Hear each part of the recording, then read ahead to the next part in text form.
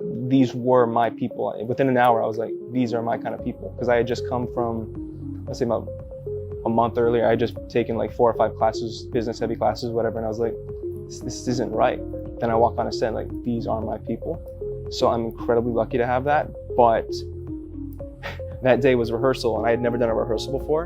And for some reason, I decided to try to go 125% on my acting and rehearsal. There's people painting walls in the background and I'm trying to act all dramatic and everyone else is kind of just chill. And I'm like, what's going on? Why am I trying to do this? It feels weird. And I remember kind of crying a little bit on the way home because I was like, was this all for nothing? Because all these people are fantastic and amazing, and yet it just didn't feel right when I was acting. And my thing was, yeah, I have to do my job. And within that short couple hours that I was there, I really kind of cared about these people and their grade. I wanted to make sure they got an A. So I kind of let go of all the stress and was like, okay, it doesn't matter. If it goes great, it goes great. If it doesn't, I just had an experience that not many people have. I went in there and I went to do my job and they had me stand in the soundstage. It was a big giant soundstage, one of the dark sound stages. And they were shooting different scenes. There was 4 other actors. They were shooting their scenes. I came in that day and they had me like, oh, we're not gonna shoot your scenes yet. Like 15 minutes, go stand on the other side go stand over there. So I was standing in the soundstage on the corner, dark corner. There's like a couple furniture. I was just kind of sitting on one of the old couches. 15 minutes turned into 3 hours. And I'm sitting on the dark side of the soundstage in a corner by myself, pacing, trying to stay in character for 3 hours, just walking around. And then eventually they came back. It was like 7:15. I was like, oh, we're not shooting your scenes today. And I'm standing there in the soundstage, and not only are they not shooting my scenes, they went over and they said, why aren't you in the green room? And I was like, no one told me there was a green room. I had never seen a green room before. I was like, no one told me there was a green room. And they was like, come on, we'll go to the green room. Went to the green room, 5 minutes. They were like, okay, it didn't work out. We're gonna shoot it tomorrow. So they was like, can you come back tomorrow morning? I was like, yes, I can come back tomorrow morning. So I went in, we went in, stayed in character as much as possible, and shot the thing in 15 minutes.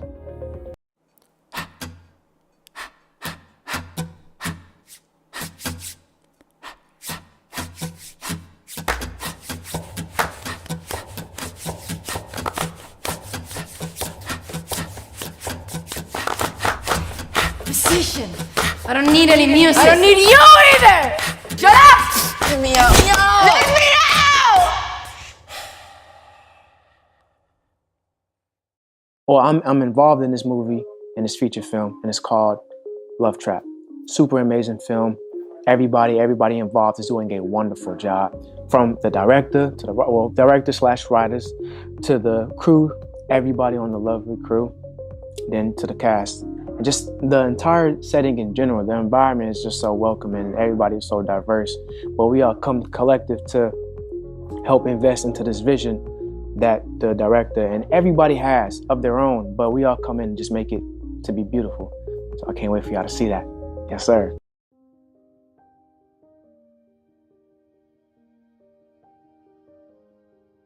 One of the stories that stick with me the most, really short, it's not gonna be a long story, is I cry every time I watch the end. And it's like not a funny story, but it's like, bro, you know what's gonna happen, and it gets me every single time. I know I mentioned it earlier, but it gets me every time because not only am I proud of the movie, I'm proud that I was alive to make the movie. Like, I remember trying to harm myself, and I didn't want to die. I just didn't want to be alive. And I had to really look at the scale and stop putting myself in that situation where I would test to see when I know that I didn't want. So just being able to see the movie come to life, and for me to be alive to see it, for me to be alive to make it, I never thought I would be able to do that. And it's probably not like a story, but like, that's where those tears come from. The tears come from, I really survived, and so can you. You know, when you're in those moments and you're like, the panic is like so real, It's like you think that feeling nothing is better than feeling everything all at once. And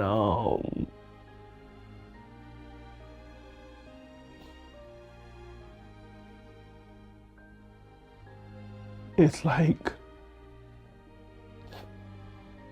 it's okay. You know what I'm saying?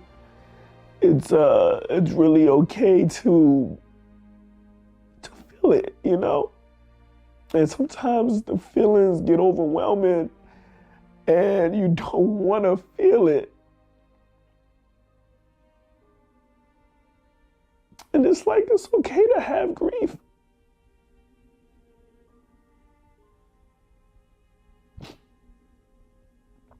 So I named the movie Good Grief because it's okay to grieve.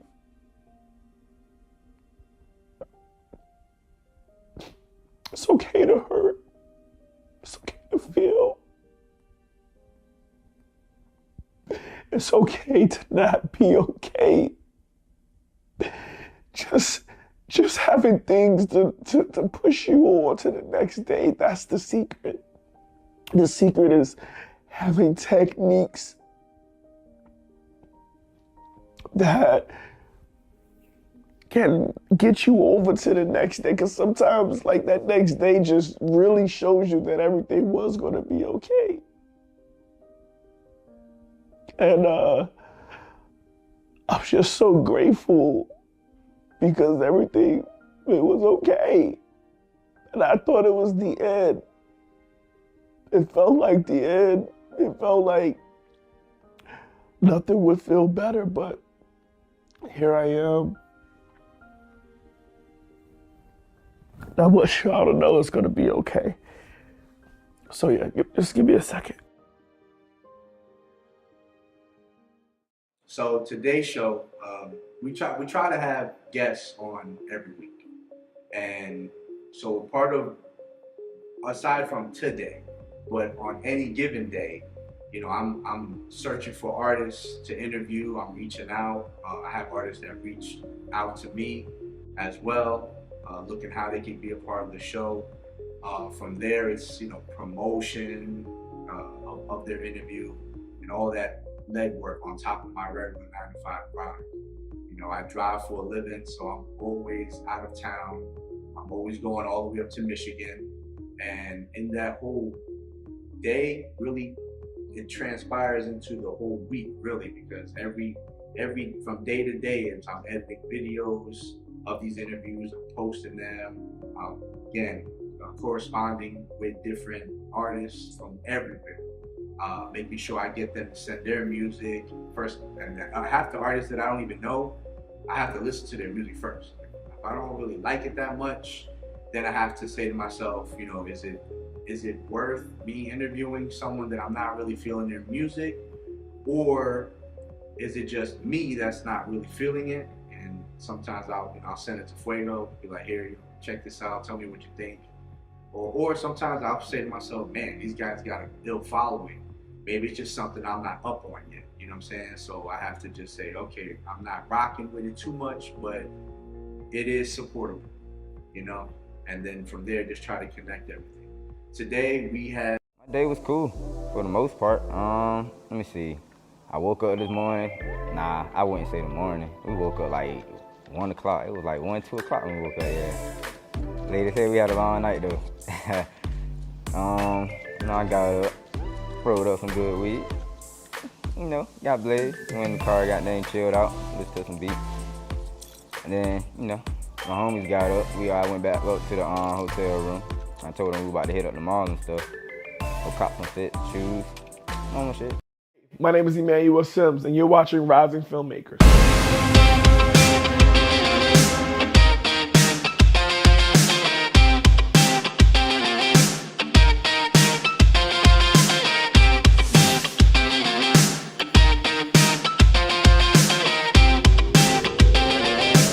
Welcome to the Rising Filmmakers series featuring Emmanuel Simms, MFA, here with us today. We're here to explore his passion for film and his journey to the big screen. I've always been fascinated by movies. As a kid, we would sit around as a family and we'd watch them over and over again. We had about 30 VHS and we just circulate them all over again as a family. And it really sparked something within me. And I knew then that I wanted to do more than just be a viewer. So I pursued my master's degree in film later on in life. And I realized that that was the missing piece of the puzzle that I've been waiting for. And it allows me to create on a different aspect. Making movies is like, it's for me, it's high level problem solving. It's like you got to get all these different pieces to make the picture look like the one on the box. So I really enjoy just the trial and error, just the learning curve of it, the persistence, having the grit you have to make it through with it. That's incredible. What has been your most rewarding experience as a filmmaker so far? Well, that's easy. Last year, I was able to be a line producer on my first feature film called Love Trap. And this movie starred Khalil Kain, who was in Tupac Shakur's Juice. And it was super exciting for me because I'm like, oh my God. Like, I used to watch him on Girlfriends and like, I'm like getting him water, you know what I'm saying? And we had like these really deep conversations. And like, you know, he knew that I was on a deeper journey for manifestation. He could tell, you know, based off the conversations that we were having. And I just went up and asked him, I'm like, yo, how do you tap in? And, you know, we got into it and he was like, letting go. When you let go, you're able to really be into your character. And I was like, yo, oh my God. Like, but I literally was like watching him on TV and now I'm line producing a movie with him in it. So I can't say it gets no better than that. You know what I mean? Why do you think it's so important to have diverse voices represented in the film industry? I think it's very important to have every culture, background, or perspective represented in film. It gives people an opportunity to see themselves on screen. And it's these stories that I believe could spark the decision to actually make real change in the world. So we want to inspire these people, you know, and I think representation is key. That is a great point. As you continue to make films, what message do you hope to spread? I want to inspire people with my films. I want to give them a sense of hope and optimism that if they really do try, that they can receive the outcome. I do believe that fear can come in so many different forms that we don't even notice that it's there. And in times, I want people to know that they can still make it even though they're afraid, even though they're not sure that the outcome's going to come out, but they still pursue it because everybody that's gotten past that next step knows that the further that you push, the more you find out you can do. So I just want to inspire people to do that. And hopefully we can spark a new generation of creatives. That sounds wonderful. Thank you. Finally, Mr. Emmanuel Simms, what would you say to any aspiring filmmakers out there, such as myself? I would say don't be afraid to take chances. Dive right into your goals. Some things will work out, some things won't, but you'll never know what you can do until you try. So just get creative. Don't worry about all the details right now. Just get started and just chase your dreams, and I believe in you. And I'm proud of you right now for even just getting closer to this step. You know, the fact that you're viewing me now, it says that you really want to further pursue your career and you're trying to get to another place in your life. And I just believe that you can get there. And I'm here to support you because you're no longer doing this alone. Welcome to the community. We'd like to thank Emmanuel for joining us because we are about out of time. It was an absolute pleasure having him here with us today. It was great to know more about him and his passion for film. We'll see you with the next rising filmmaker. Thanks for watching. And thank you guys for having me so much on your platform.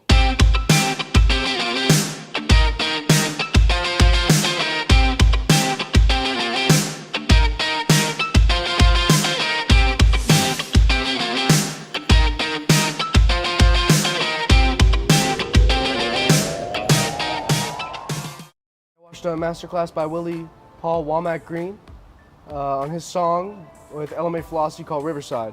And I picked up quite a lot of important information on stuff like compression ratios, and learning how to mix low end.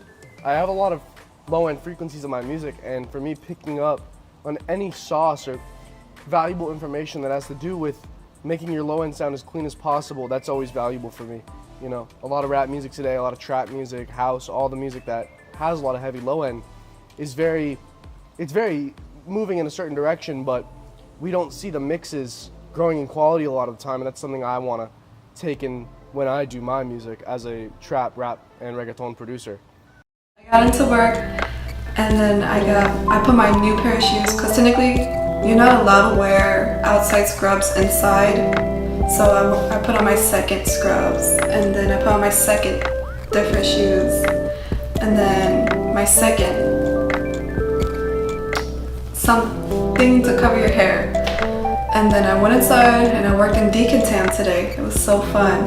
One of my gloves broke and I had literally human fat and veins in my gloves.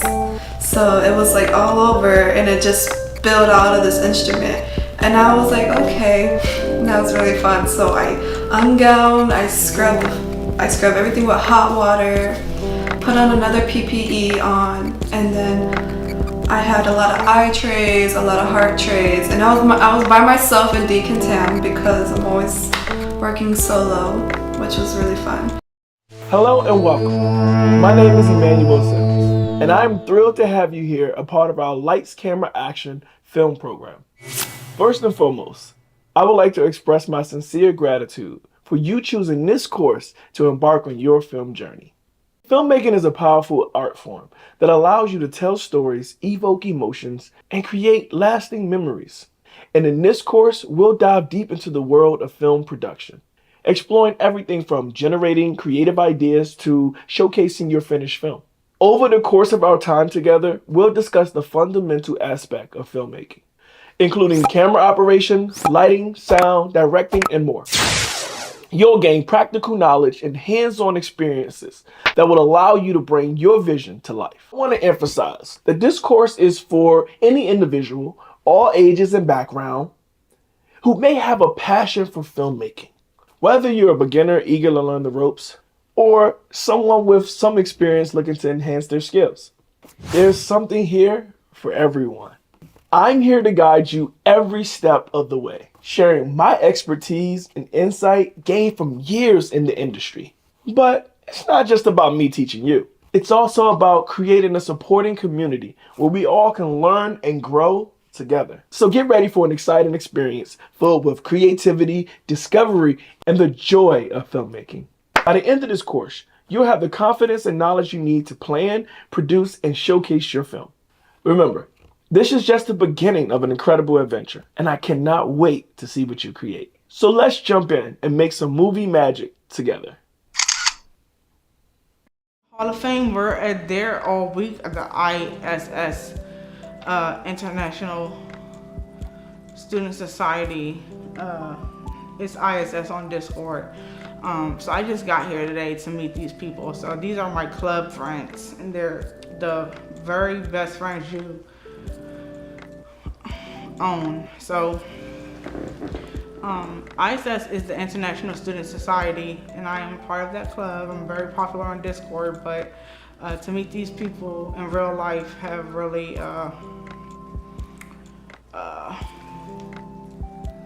brought me a marvelous distance. It's like I'm a Rasta, I might grab some fish out the sea, but I'm a city boy, you know what I'm saying? I need Wi-Fi, you know what I mean? I'm an urban Rasta man. Urban, actually, people misconstrue the term and think that it means black. Urban means city. So, you know, if I'm an urban Rasta, I was born in Queens, New York. Jamaica, Queens, no doubt. But I am Jamaican, you know what I mean? Spent time in Jamaica and in Jamaica, Queens, funny enough, growing up. You have an idea, a brilliant concept for a movie that has been brewing in your mind. You can see it on the big screen, captivating audiences, leaving a lasting impact. But what now? How do you turn that idea of yours into a reality, bringing it into a full-fledged film?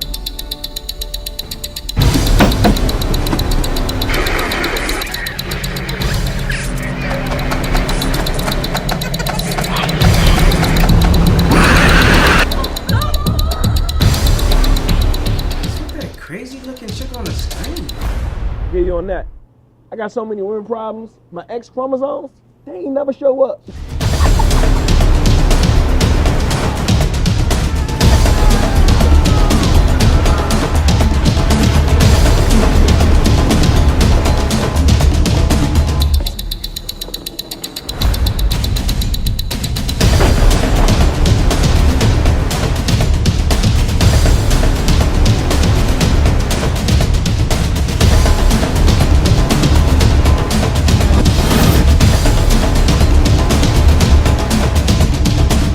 That's where we come in. We're a team of experienced producers who specialize in turning your ideas into reality. We take your vision and guide you every step of the way, from concept to the screen. And the best part, it won't cost you a dime to learn how we can turn your idea into a motion picture. Schedule your consultation today with our team of expert producers. We'll listen to your ideas, provide guidance on the entire movie-making process, and discuss how we can bring your vision to life. So don't let your movie get stuck living in your head. Take action now and schedule your free consultation with our team. My name is Emmanuel Simms, and I'm here to help you bring your movie to life into the big screen.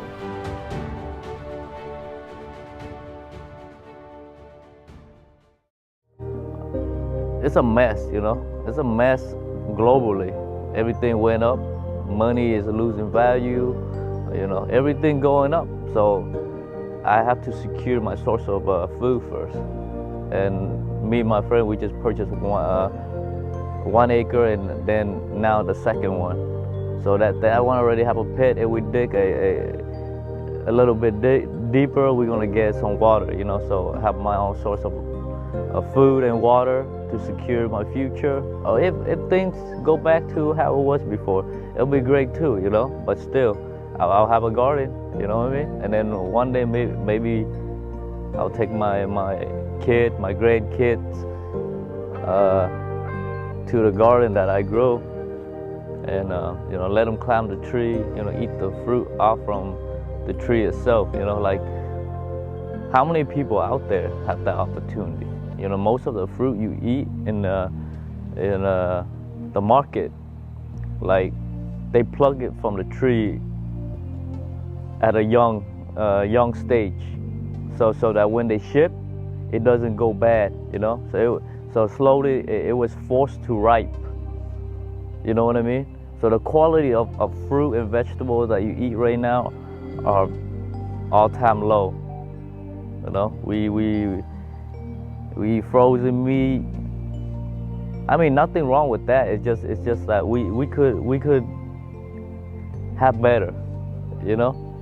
A lot of my castmates was like 10 years younger than me, so seeing how their mindsets are during this time and seeing them go for something they really want to do, because I didn't do that at their age, and like they're doing it with the right mindset and stuff like that. It just inspires me more. Like, yeah.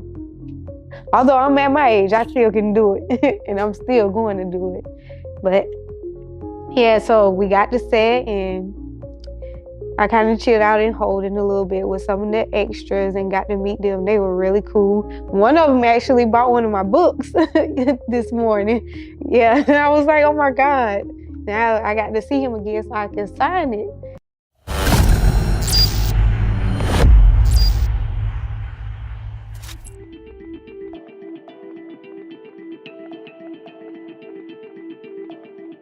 I feel as though, number one, my purpose is to be a mom. That's first things first. But to also just touch everyone around me. So since a kid, my mom has instilled to just help. My purpose in life is I just add towards kingdom building. So I make people happy. Like, so that being said, it just makes it easy. I get up every morning and do what I do, and you know, people are happy. You know, I don't really get complaints, and you know, people are happy. No, I've been a Christian all my life, and grew up knowing that only what you do for Christ will last.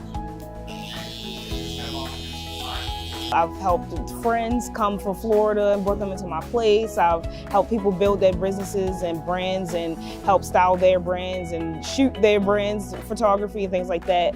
So I feel as though my purpose is to put my hand in each pie and kind of help everybody go along.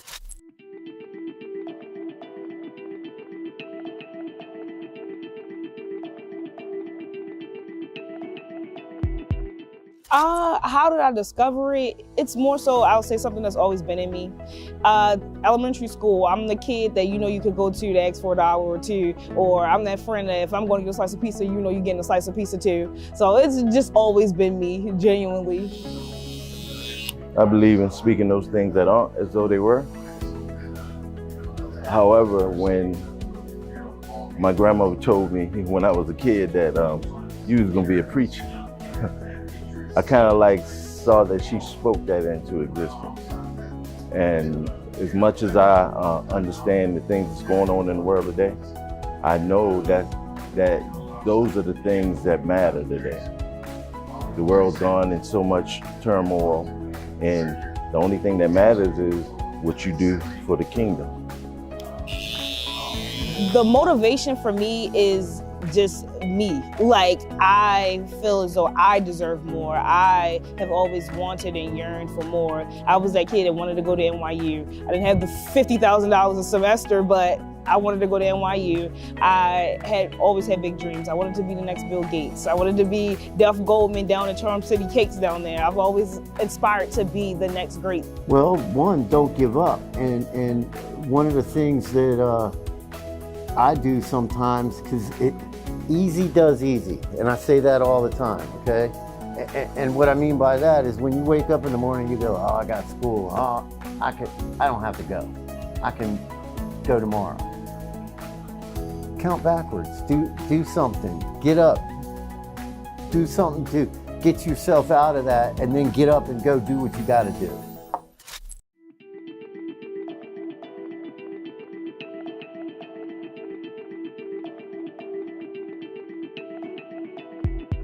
Absolutely. Yeah, absolutely. Like, I think one of the biggest ones that I had to overcome was myself. I'm my own worst critic. And, like doing that, and once you overcome that and realize that you are a good person, you are a viable asset to the community, you end up doing what you need to do. So I'll say this is something that I'm currently overcoming, which is depression. Everyone falls flat and you have to pick back up at some point. And right now, I just started to do things that made me happy again. So as simple as it seemed, I went and loaded up The Sims on my computer again. That was something that I did every single day as a teenager. I needed to make myself smile. I needed to feel like me again. I started to create more. So I actually have a sweater that I created sitting on my doorstep waiting for me right now. So just redoing those things that I know I'm supposed to be doing versus trying to figure out all of these other avenues when that's not working for me. Absolutely. You don't know my history, but ironically, I've been through so many challenges. I spent over 15 years in prison, came home and made a conscious decision that I was gonna walk, in the right way today. And ever since then, I've been blessed. I've been living the abundant life.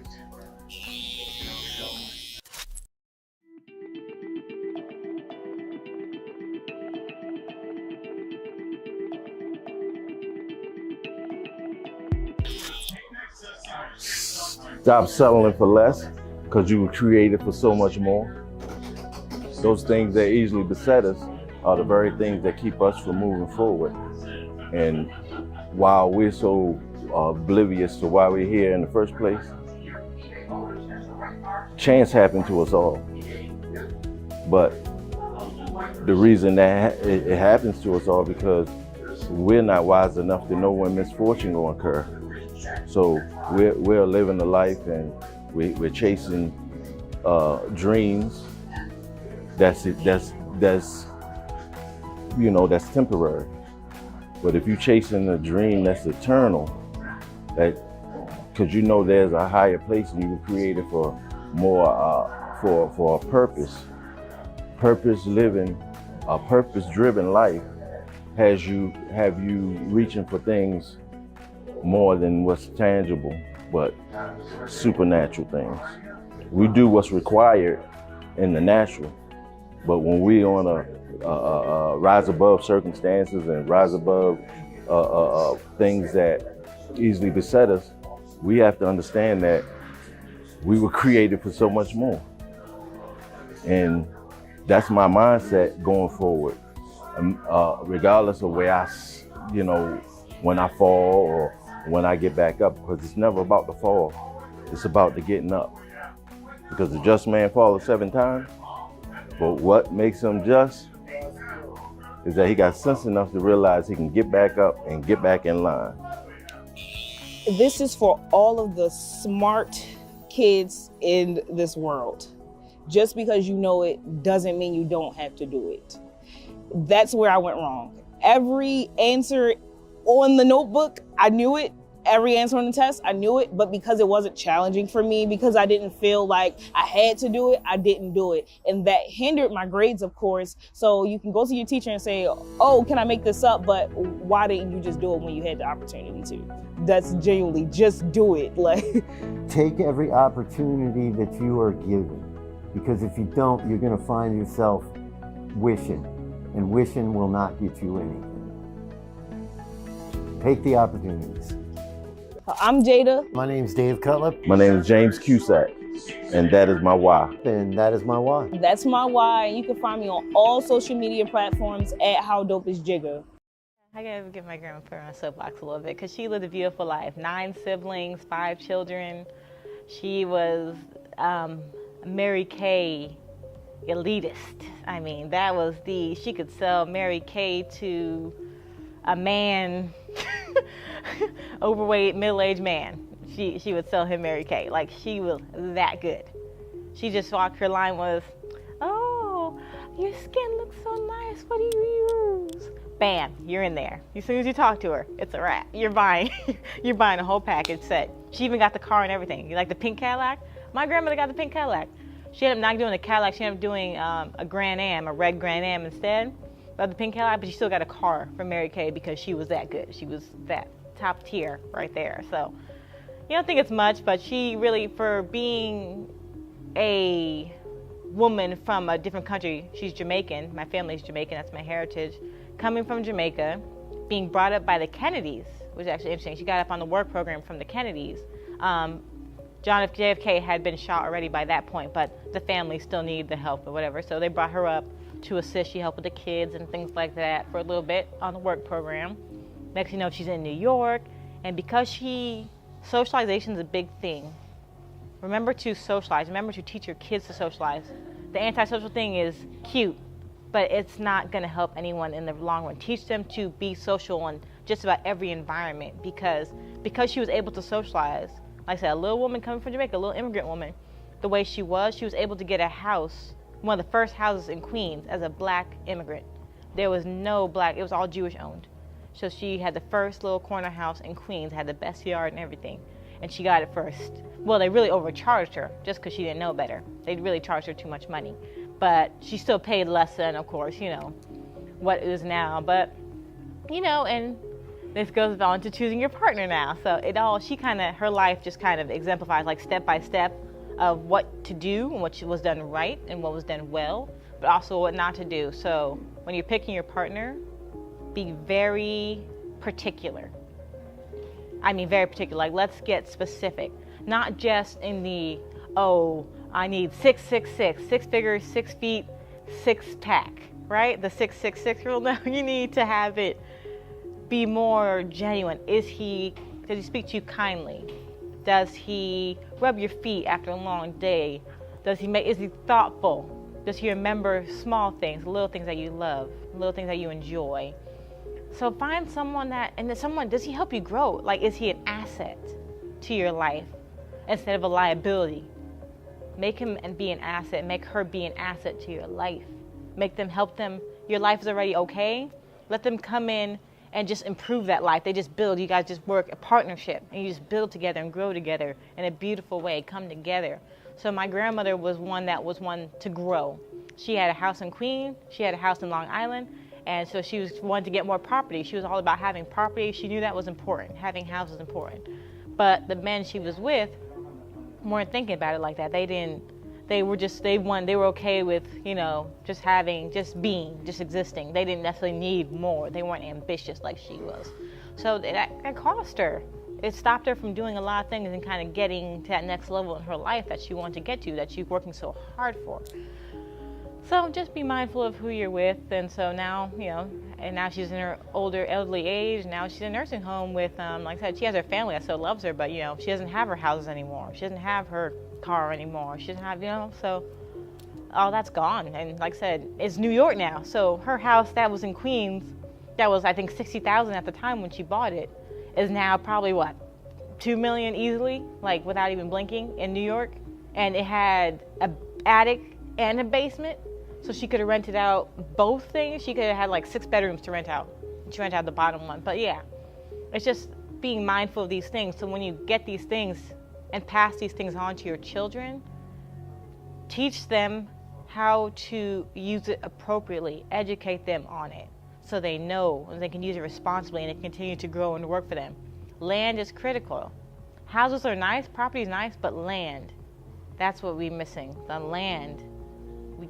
The property is not ours. The property we never really own, because they can say, we need to totally demolish your property. We'll pay you something because the land is ours. We own the land underneath your property. And that's what's happening. That happens a few times in a few different states. So just be mindful of that. Like, you don't own the land, you own the property. And that means nothing, because they could just demolish it and they own the land. And legally they can, because it's their land. You're on their land.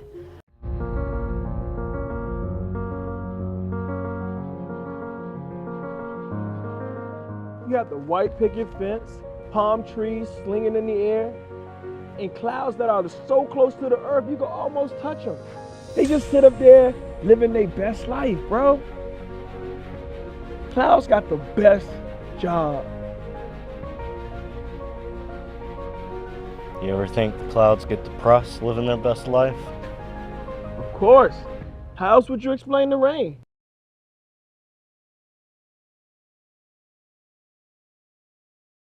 Well, congratulations, Tanisha. Thank you. This is an epic movement for not just teens, but women everywhere. Everywhere. First, we want to say welcome to That's Me Faith. Welcome to The Well.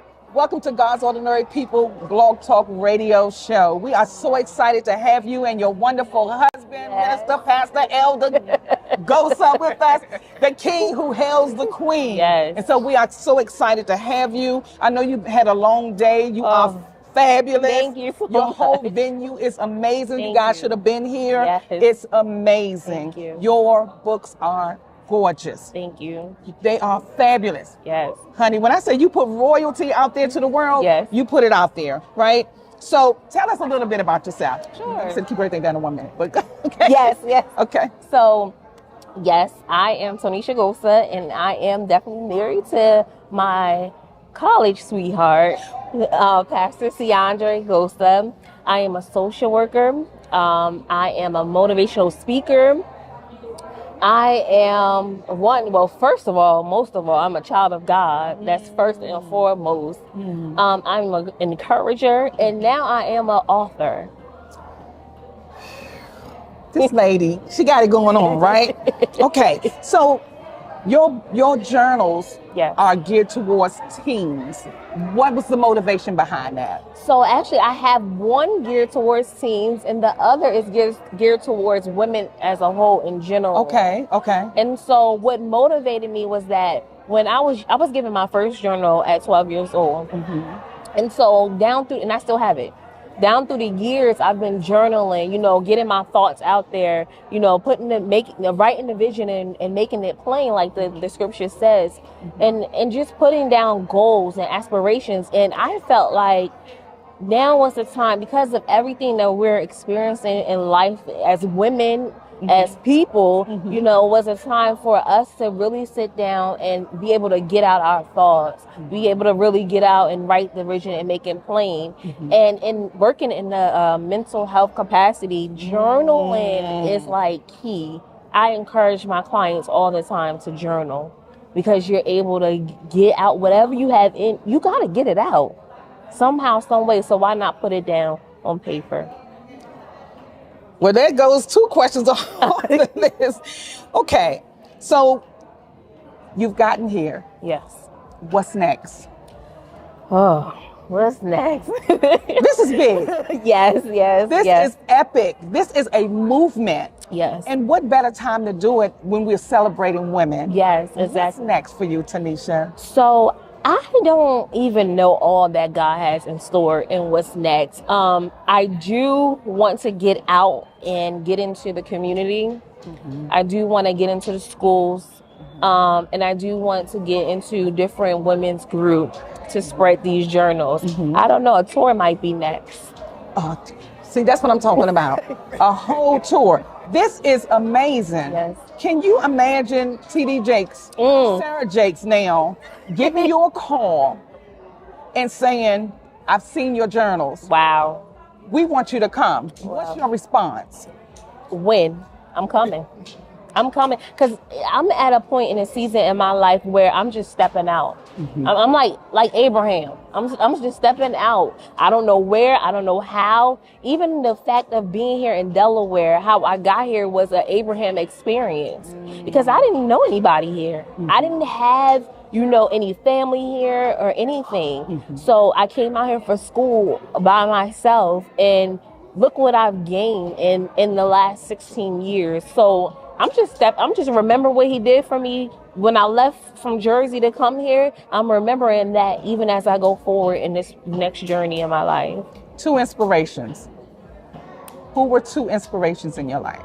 2 inspirations. One is definitely my husband. My husband, hands down, you know, we're young. You're a young couple, and my husband has been there for me. Whatever it is that I envision or want to do, he is wholeheartedly there for me, encouraging me, pushing me. He always tells me, if God is in it, then go forth and be great. My God. And then the other inspiration is on yesterday, we funeralized our great-grandmother, my husband's great-grandmother and my great-grandmother-in-law.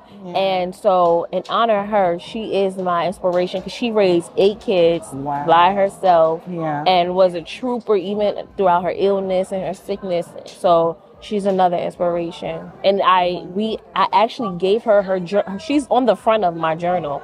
And I gave it to her 2 weeks before she passed away. Wow. And so we had her actual journal set up here at the book signing today. How long did it take this journey to get started and really get out there? I had the vision back in, I would say like 2018, maybe. And so I, thought about it, put it down, thought about it, put it down. And so it really took off, I would say, last year. So it took me about a year to really say, okay, this is what we're going to do. This is how I'm going to do it. This is what God has given me to birth. Yes. Well, you wanted to say something? No, you're Oh, okay. One celebrity, if they got their hands on your journal, who would you want to have their hands on your journal? Come on, Oprah. Come on, Oprah. Come on. I think my son prophesied that. Come on and get it. Yes. We are so excited and so honored to be in your presence. We hail you queen for this month, Black History Month. You are a trailblazer. Amen. And we are so proud of what you've done. You opened up a box for so many young women and women to get out. Yes. The top is off right here. It's off. The top comes off right here. I believe that there's going to be a movement in this church alone, just for the people that have gotten these journals, lives are going to be changed. Amen. Because your heart is so sweet and so pure. Yes. And the anointing that rests on you guys' life and the love that you have for God's people. Amen. I'm saying this from a conscientious observer from the distance. Yeah, man. So we see your fruit. Amen. This is evidence of your fruit. Amen. We can't wait to see what God does next. Yes. Did you want to say anything to our listeners before we close? I would encourage your listeners to get out there and, like Nike said, just do it. Whatever your dreams are, whatever your goals are, go after it. You don't have to have everything all together. You don't have to have all the I's dotted and the T's crossed. As long as God is in it, He's going to make sure that you have everything that you need. So go forth and be great, because greatness is in you. And is there any contact information that you want the listeners to know where they can reach you? Absolutely. So I have Facebook, and you can find me at Tonisha Gosa on Facebook. Also, Instagram is Mrs. Tonisha Gosa. And also I have TikTok, it's T Gosa. And then you can reach me by email, it's tonishagosa@gmail.com. My God, you guys heard it here yourself. Women's Month, we're celebrating this beautiful woman of God, her king sitting next to her. We honor you to the highest of highs. May the Lord continue to bless your ministry. May He catapult you. Yes. Oprah, we looking for we coming for you. Yes. She get these in your hand, get these in your book club. Yes. Because we coming for you, Yes. Oprah. God bless you. Thank and you so thank much you for the again. opportunity. Thank you. Yes, thank you. Thank you, Minister Pastor Elder. We appreciate y'all. May God continue to bless you. Thank you. And continue to drag and pull and take y'all to the lowest of lows. People that don't know God. Yes. Get their hands on these journals. Yes. Well, we're going to help you make sure they get them. Especially the people in the hood. Yes. Because we from the hood. Yes. So I come to you from That's Me Faith, from God's Ordinary People Outreach Ministries, also from At the Well Blog Talk Radio Show. Thank you, thank you. Thank you. Thank you God so bless you. Hello and welcome to A Conversation with Emmanuel Simms, where we dive deep into film, mental health, and community activism. I am Emmanuel Simms. I am a director, a producer, and the founder of In Vivo Exposure, a production company that focuses on mental health in Black and Indigenous communities through film and television. Throughout this series, we'll be discussing intersections of mental health and the arts, exploring the power of storytelling to heal and inspire, and examining the ways of which we can use our platforms to affect positive change in our communities. As a mental health advocate and a creative, I believe that we all have the power to change the world around us. Through my work through film and television, I plan to shed light on the issues that we have in our communities and hope to inspire social justice and equality for all. So join me on this journey as we explore the power of storytelling to transform lives and make a difference in the world. Together, we can create a brighter and more inclusive future for us all.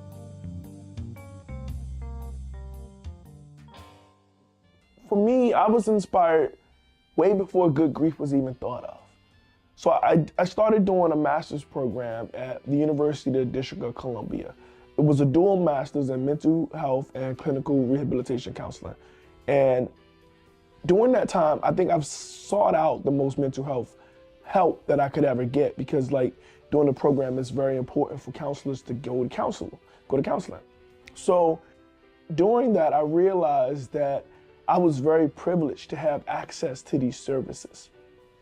I realized that not everybody's gonna go to counseling. Not everybody's gonna, seek services. And when they do, sometimes it's already really, really bad, or to the point where, medication and things like that can come into effect. And what I realized, it's just like a tooth, a rotten tooth. If you leave it too long, it can shut down your nerve systems. It can ruin your brain. It can do all types of different things like that. So it's the same with mental health. And I realized that if we were to treat things a lot sooner in our community by at least educating and teaching little techniques to us, to our people, that we will be able to actually prevent a lot of the extreme cases. And I say that because just me being aware that anxiety was real, I was able to go back to all of the times that I had a panic attack and said, oh yeah, I know why this was caused. I know what I could have did differently then, but I didn't have those tools now. So in Good Grief, I teach a grounding exercise. I went to film school after going to school for counseling. I said, okay, I'm not going to an office. I need to be able to teach in another different type of way. And I can tell stories visually. I wanted to be visual. So went to film school, Full Sail. And during spring break, I said, it was like an itch that I had to scratch. I just needed to get this movie done. And I kind of felt like I portrayed the idea by making my thesis into a sci-fi film. And we'll talk about that later, the surprisingly interactive audiobook. It's a sci-fi, it's the same as Good Grief, except it's a sci-fi. Same story, different genre. And I didn't really get the message across in that movie. Like the whole first screening was like, it was like weird because my friends and classmates and colleagues and teachers were there, but it was like dead silence, and I realized that the message wasn't clear. So I rushed to get Good Grief done in 2021 because I felt like I had to justify myself as an artist, because I felt like I sold out for the VFX, you know what I mean? And I didn't really stick to my mission of teaching this grounding exercise. But I got lucky because during spring break, I was able to shoot this movie with some friends. We had a skeleton crew, literally whoever was available in Florida from film school, and we got together and we shot this movie. And it was important to tell this story because I wanted people to know how to do the grounding exercise. I wanted to teach how to bring ourselves back into the present moment. I wanted to educate what ruminating was. Watch this clip here. But for real, you should try grounding. You ever do that before?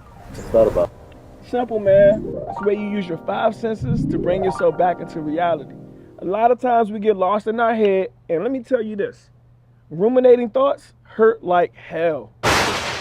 Nah, man, you know black people don't be messing around with that meditation stuff. It's not meditation.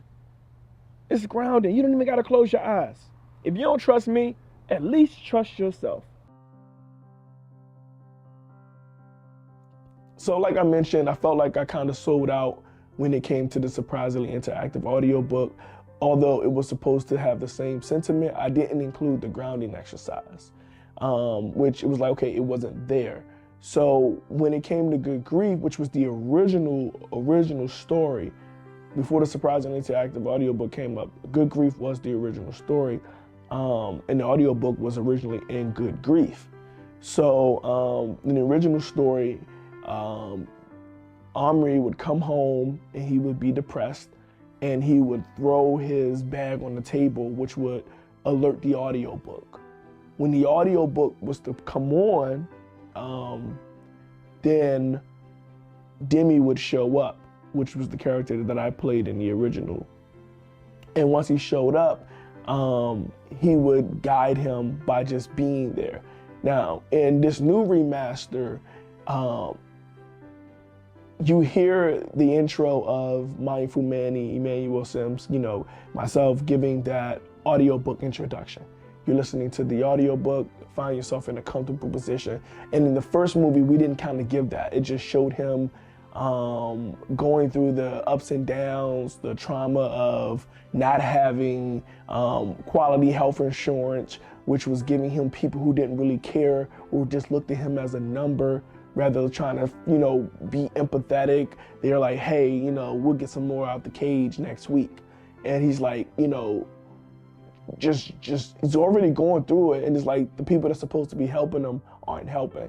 So it's like, I'm at the end, you know what I mean? And this is the true story based off my life. I was listening to audiobooks that saved my life. Shout out to Audible, let's do something. Because I was listening to audiobooks, and that's what was helping me dig my mind out of the rut. That on top of all the mental health learnings that I had, you know, 63 credits in a master's program, that I lost my mind at the end.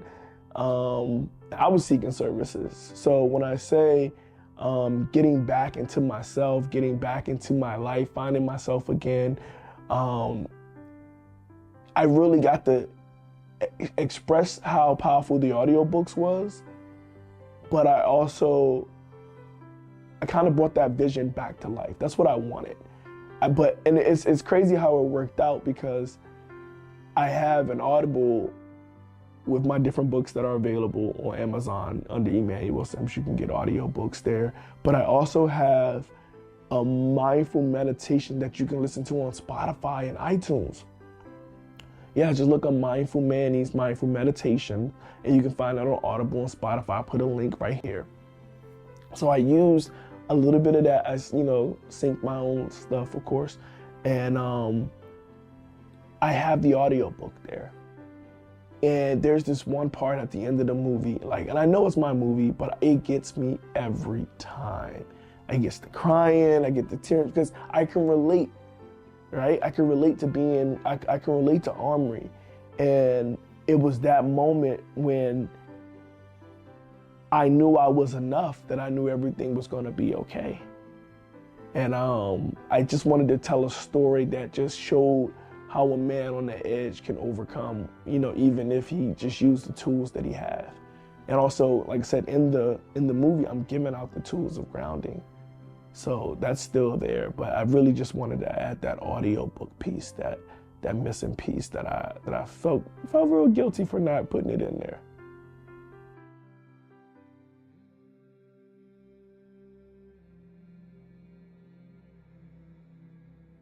The challenges that I face producing Good Grief, besides the financial situation, of course, one of my friends from Florida gave me $300 and rented me an Airbnb. Besides all the students that were in film school at the time were on spring break, I had about 7, 8 amazing people come and help me bring the movie to life. My roommate played as Omri, I'm sorry, John Blanks. We're roommates, and he lived across the hall. We fought daily sometimes, but we worked it out, and, you know, we became friends, and we not like fought like physical, we roommate battle, like, you know, wash the dishes, like stuff like that. But, you know, he helped me bring my vision to life, and it meant so much to me. Taylor, she helped me just get organized. It was just having my friends there made the lack thereof better. Connor McDaniel was my first AD, Tiffany, Juliet, Maisha, I really appreciated her. She was so supportive. Like, just having a team bring the dream together, like, no matter what the hurdles were, I wanted to rush it to have it ready for a premiere at the Enzium, and it didn't even get screened. So I did I was like, I have impulse issues sometimes, and I'm working on it, but it's like I want to get things done when I want to get them done. And sometimes it's like, slow down and like take your time, and you can provide quality. And that's what I wanted to do with this director's cut. I wanted to really not just settle for completion, but get my complete vision across. So yes, in Vivo Exposure, we're focused on helping artists heal, helping the community heal by teaching them to critically think. That's our mission. We want to assist our community heal by teaching them how to critically think, by educating them on giving them these tools, basically breaking down mental health into conversational pieces so that everybody can benefit from it. So we create social media content in the form of TikToks, dance videos that are uplifting and motivating, and just inspiring people to be themselves and go all out and be them. We have a Triggered series that we're working on and we're raising money for. So if you're interested in becoming an executive producer, we have, and it's just for this year. Next year, the price is going to multiply by 10, but you can get in now at $1,000 as an executive producer. Make that donation as soon as you can. Link in bio. You can make a $500 donation for associate producer. You can make a $250 donation for assistant producer. And if you're not ready to make those big donations yet, you can become a special thanks donor, and that's $50. So what we're doing is we're raising monies to shoot these projects. We have a lot of the equipment already, so it's not gonna cost us too much to get things done. And we have a very, very creative producer, myself. And yes, I know how to budget well. I don't budget to make money. I budget to put money in the film. And I know you're like, well, why is the movie gonna miss? My mission is to assist my community heal by teaching them to critically think. So if you can get with the mission and you can get with what I'm trying to do, let's work together. Let's help me help the community. I just know simple as that. Like, some projects will make money, but majority of them is just educational content so that we can heal our community. And I think it's well needed, and I need your help because I can't do it without you.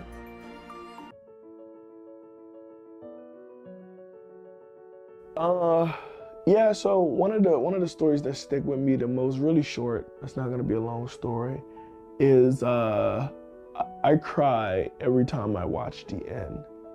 And it's like not a funny story, but it's like, bro, you know what's gonna happen, and it gets me every single time. I know I mentioned it earlier, but it gets me every time because not only am I proud of the movie, I'm proud that I was alive to make the movie.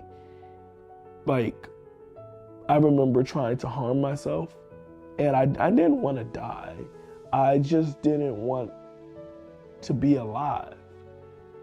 And I had to really look at the scale and stop putting myself in that situation where I would test to see when I know that I didn't want. So just being able to see the movie come to life, and for me to be alive to see it, for me to be alive to make it, I never thought I would be able to do that. And it's probably not like a story, but like, that's where those tears come from. The tears come from, I really survived, and so can you. You know, when you're in those moments and you're like, I mean, the panic is like so real. It's like you think that feeling nothing is better than feeling everything all at once. And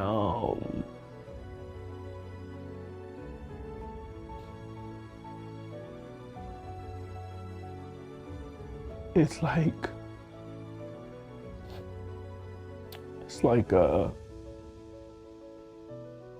it's okay. You know what I'm saying? It's really okay to feel it, you know? And sometimes the feelings get overwhelming and you don't want to feel it. And it's like, it's okay to have grief.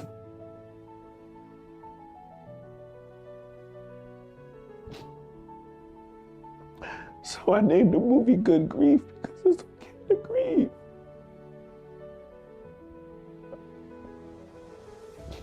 It's okay to hurt. It's okay to feel. It's okay to not be okay. Just having things to push you on to the next day, that's the secret. The secret is having techniques that can get you over to the next day, because sometimes like that next day just really shows you that everything was going to be okay. And I'm just so grateful because everything, it was okay. And I thought it was the end. It felt like the end. It felt like nothing would feel better, but here I am. I want y'all to know it's gonna be okay. So yeah, just give me a second.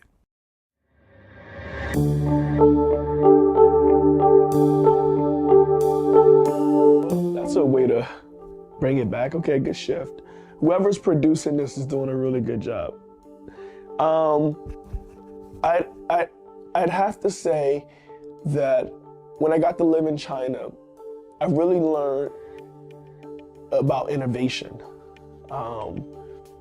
When there's limits, there's innovation. And I think that's very powerful because in the film, there's always limits, but then, right, there's innovation, right? So when I was in China, I learned that there was a limit on cars. So one of the innovative things that I noticed that people would put motors on their shopping carts so that they can still get around and things like that.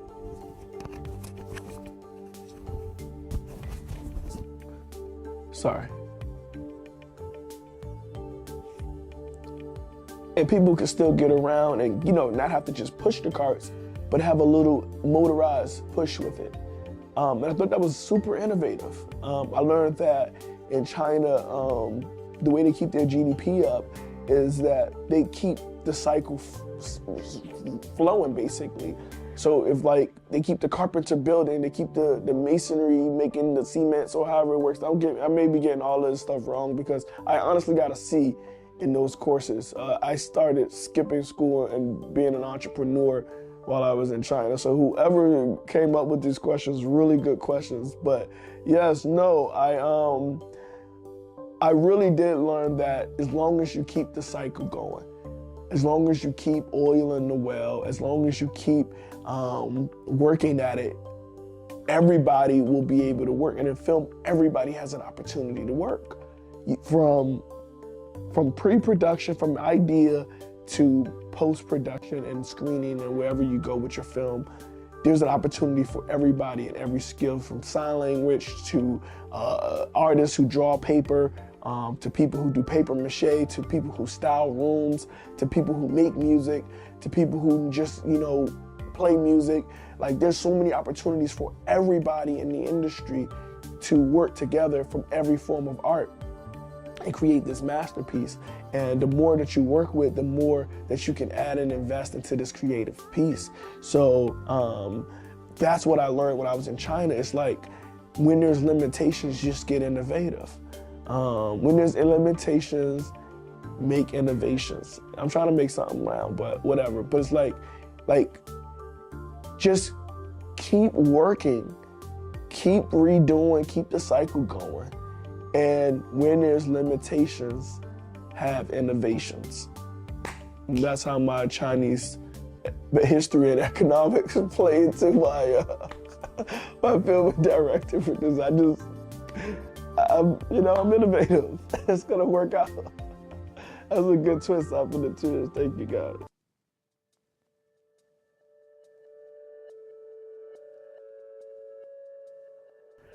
There's a couple of trigger warnings, right? There's the whole Hinton Daily. There's dark humor. I wouldn't say that it appeals to a wide audience, totally niche. People who've been through stuff, some people find humor in healing. One of their techniques in counseling is humor. It's not like a technique, but it's like a skill that you can add in a session to make, the session go well. It's you don't got beating a stick up the butt. You can actually laugh and joke with your clients, and y'all can build rapport and, help them get through what they're going through. So there's a lot of dark humor. There's a lot of edgy humor. I wouldn't say that I made it relatable to all audiences, but if you've ever been through something and you've ever been on that edge, I made it for you. And it's gonna be okay. And I love you. So when I first released it, I did get a lot of good feedback. Now there was a lot of, from my film students and film people, there was a lot of, hey man, you could have did this a little bit better. I'm like, yeah, it's a good movie, yeah, it could be done better, but how do I make it better? And I needed money. So thank you guys to all my donors. First of all, I want to say thank you to all my executive producers. Thank you to all my associate producers. Thank you to all my assistant producers. Thank you to all my special thanks guys. Thank you guys for sending me cash apps, Zelle, Venmos. Thank you everybody who donated to this slate through GoFundMe or bought popcorn. Whatever you guys have done, thank you, thank you, thank you, thank you. Because I am not one of these people who are taking your money and putting it elsewhere. I am putting it straight into the films. And it means a lot to me to have your support, because now I can take the films to the level that I really wanted to take them. I don't have to settle with what I could do on my own. I'm a father, I have children, and it's hard. And I appreciate you guys for making it less hard. I'm doing the Bowfinger approach, $21.84, about $2,000 in each movie. and we're trying to put them out, and you guys have been a great help. Thank you so much for taking the time to invest in our community. We really appreciate it. And to the Dripster community who are on our text blast, I love you guys so much. And if you haven't joined our community and you'd like to get on the text blast, just text me now, 240-607-5258. Now, if you want to become a donor, you can text movies to that same number, 240-607-5258. And then you'll get the links to all the opportunities to become a donor. But I just couldn't do it without you guys.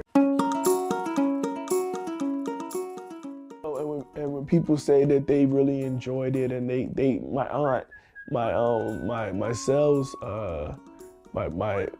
manager, my aunt, she's been calling. You guys probably heard from her, Aunt Gwen, aka Miss Gwen. She